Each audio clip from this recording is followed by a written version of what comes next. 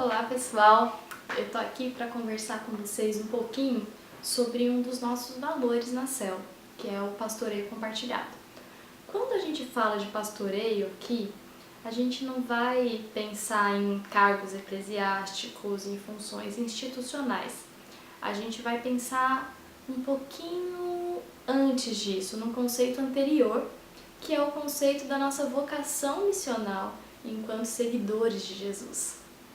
A nossa ideia na CEL é construir um ambiente de pastoreio mútuo, de pastoreio compartilhado, em que um cuida do outro, em que nós assumimos as nossas responsabilidades um com o outro enquanto comunidade, né? Ou em que o mais experiente ajuda o menos experiente, em que aquele que tem mais conhecimento ajuda aquele que tem menos e vamos nos fortalecendo, né? Com muita humildade, com muita paciência, sem nenhuma iconização de pessoas, sem nenhuma disputa intelectual ou alguma coisa do tipo, né? É lógico que no meio que a gente vive, isso muitas vezes é considerado utópico até. Mas é uma das coisas que a gente tem visto na prática, que a gente tem construído, que a gente tem tratado como um valor nosso mesmo. E por isso que a gente está compartilhando isso com vocês hoje, para que vocês avaliem e abracem essa causa com a gente, né? Por antítese, eu vou definir o que não é o pastoreio compartilhado, que a gente vê por aí no contexto cristão, e aquilo que define aquilo que a gente não quer ser, que a gente não quer criar, a gente não quer alimentar no nosso meio. É lógico que são problemas que estão aí e que a gente é sujeito sim a eles, mas que a gente precisa de uma autocrítica muito grande, uma autoavaliação, de rever os nossos discursos e as nossas práticas para a gente não cair nessas ciladas. O primeiro deles é a terceirização do pastoreio, que é o seguinte: a gente paga um seminário para um carinha, né, uma pessoa X, e vamos treinar a pessoa. Fica lá, estuda alguns anos, faz até pós-graduação em teologia, e aí depois a gente contrata essa pessoa para ser pastor. E como pastor, ele tem as suas funções pastorais, de estudar bastante a Bíblia e preparar ótimos sermões. Afinal de contas, o tempo dele é feito para isso, né? Ele precisa, o que mais? Precisa visitar os doentes, precisa aguentar aquelas irmãozinhos, né? Aquelas pessoas que vêm contar problema, falar, que muitas vezes enche o saco, desculpe o termo. E, enfim, é uma pessoa que precisa aconselhar, que precisa ajudar, que precisa visitar, que precisa aguentar, suportar, estudar a palavra de Deus, precisa preparar bons discursos, precisa evangelizar, precisa uma série de coisas. Mas quando a gente olha para a Bíblia, a gente percebe algumas coisas que são diferentes disso, né? Quando a gente lê a vocação e os diferentes chamados das diferentes pessoas, isso não aborta um chamado geral, a vocação nossa como cristã, que é de aconselhar uns aos outros, de suportar uns aos outros, enfim, a gente vai falar um pouquinho disso mais tarde. Então a gente percebe que os nossos modelos eclesiásticos, eles têm fomentado essa visão de terceirização do pastoreio, e é uma das coisas que a gente discorda, obviamente, e tem trabalhado para não alimentar.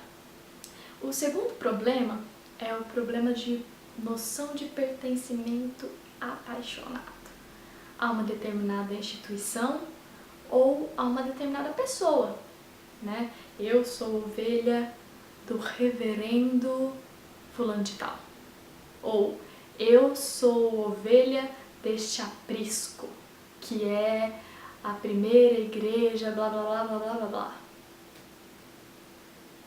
E aí essas noções apaixonadas muitas vezes são maiores e mais veementes do que a noção de pertencimento ao reino de Deus, ao rebanho de Jesus, o bom pastor. E além disso, esse problema gera um terceiro problema, que é a ideia de possessão. Afinal de contas, se eu sou ovelha do reverendo fulano de tal, o reverendo fulano de tal é meu dono. Se eu pertenço a ele, ele tem posse de mim. Né? Então a minha ovelha não come de tal capim. A minha ovelha não se alimenta do capim ali do vizinho fulano, né? Daquele outro vizinho que é fora da cerca. A minha ovelha não pode isso, não pode aquilo, a minha ovelha é assim, é assado. E a gente cria uma bola de neve de possessão e pertencimento, assim, extremamente doentios.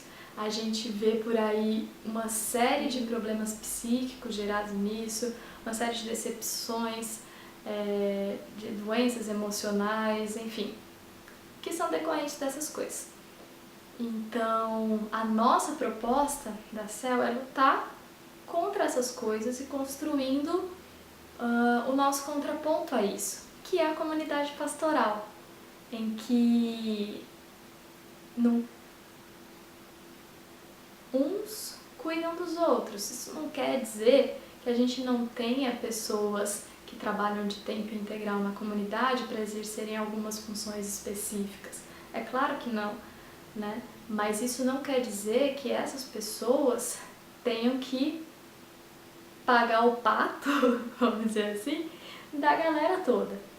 Né? Então eu quero convidar vocês a participar disso, né? A ser ovelha com a gente, pertencendo a esse grande aprisco e se cuidando umas das outras, né?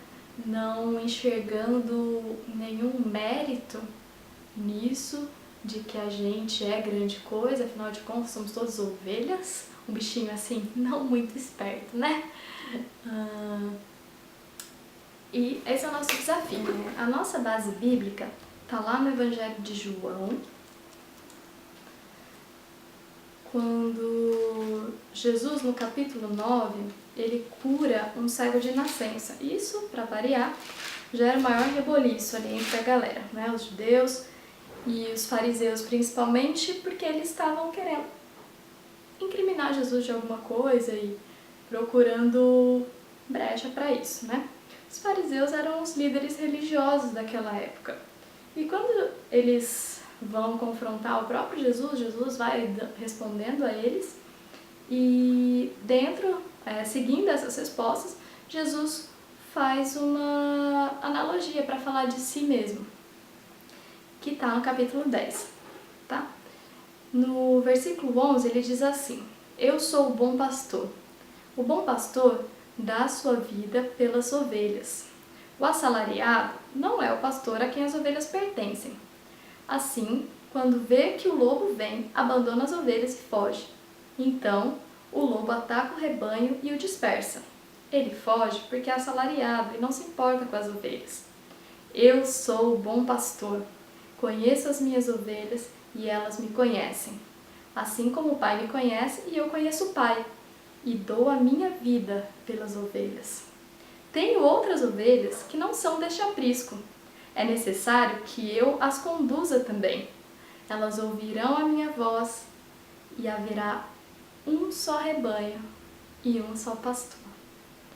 Gente, olha que coisa mais linda aqui. Jesus está dizendo, ele está dizendo para aquele povo, para os judeus e para os líderes religiosos: o pastor aqui sou eu.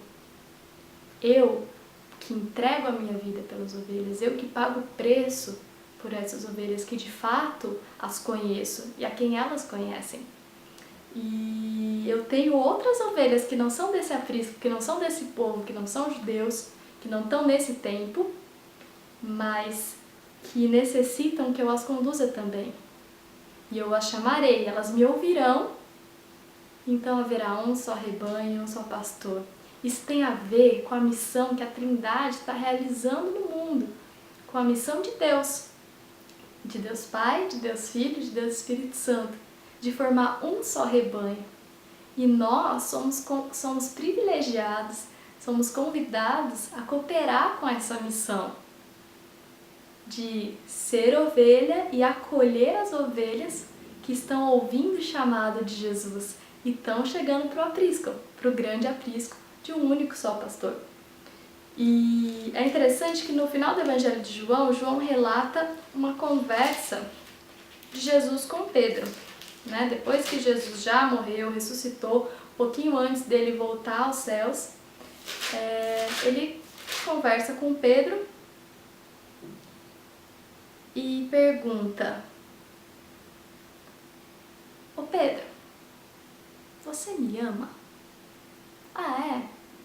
Então cuida das minhas ovelhas. E aí pela segunda vez Jesus pergunta: Pedro, você me ama mesmo? Então pastorei as minhas ovelhas. E pela terceira vez Jesus pergunta: você me ama? Então cuide das minhas ovelhas. Olha só, Jesus convidando Pedro para participar dessa grande missão que o Pai, o Filho e o Espírito Santo estão fazendo, chamando as ovelhas e montando esse rebanho para si, essa nova criação, esse novo homem, que aí a gente tem vários outros relatos disso pelos evangelhos e pelas cartas paulinas, a gente lê bastante sobre isso. E para complementar, eu quero ler com vocês, então, um outro texto que é nossa linha condutora nesse pensamento, que está lá em Colossenses, no capítulo 3, né? Carta de Paulo aos Colossenses diz assim: portanto, já que vocês ressuscitaram com Cristo, procurem as coisas que são do alto, onde Cristo está assentado à direita de Deus. Mantenham o pensamento nas coisas do alto e não nas coisas terrenas, pois vocês morreram e agora a sua vida está escondida com Cristo em Deus. Quando Cristo, que é a sua vida, for manifestado, então vocês serão manifestados com Ele em glória.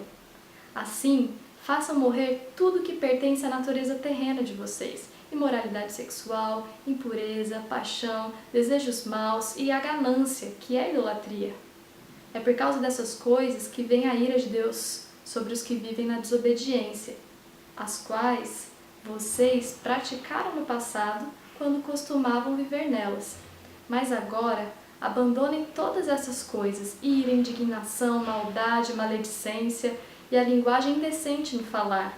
Não mintam uns aos outros, visto que vocês já se despiram do velho homem com suas próprias práticas e se revestiram do novo, o qual está sendo renovado em conhecimento à imagem do seu Criador. Nessa nova vida, já não há diferença entre grego, judeu, circunciso, incircunciso, bárbaro, cita, escravo, livre, mas Cristo é tudo e está em todos. Portanto, como povo escolhido de Deus, santo e amado, revistam-se de profunda compaixão, bondade, humildade, mansidão e paciência. Suportem-se uns aos outros e perdoem as queixas que tiverem uns contra os outros. Perdoem como o Senhor lhes perdoou. Acima de tudo, porém, revistam-se do amor, que é o elo perfeito. Que a paz de Cristo seja o juiz do seu coração, visto que vocês foram chamados para viver em paz, como membros de um só corpo. E sejam agradecidos. Habite ricamente em vocês a palavra de Cristo. Ensinem e aconselhem uns aos outros com toda a sabedoria, e cantem salmos e hinos e cânticos espirituais com gratidão a Deus em seu coração. Tudo o que fizerem, seja em palavra ou em ação, façam-no em nome do Senhor Jesus, dando por meio dele graças a Deus Pai. É isso, gente. O nosso chamado de pastorear uns aos outros, né? Ensinar, aconselhar, suportar, perdoar, amar E quando a gente pensa em pastoreio compartilhado, é disso aí que a gente está falando. E eu convido vocês a participarem conosco dessa ideia, desse valor, e que venham assim em outros momentos e a gente vai conversando. Até!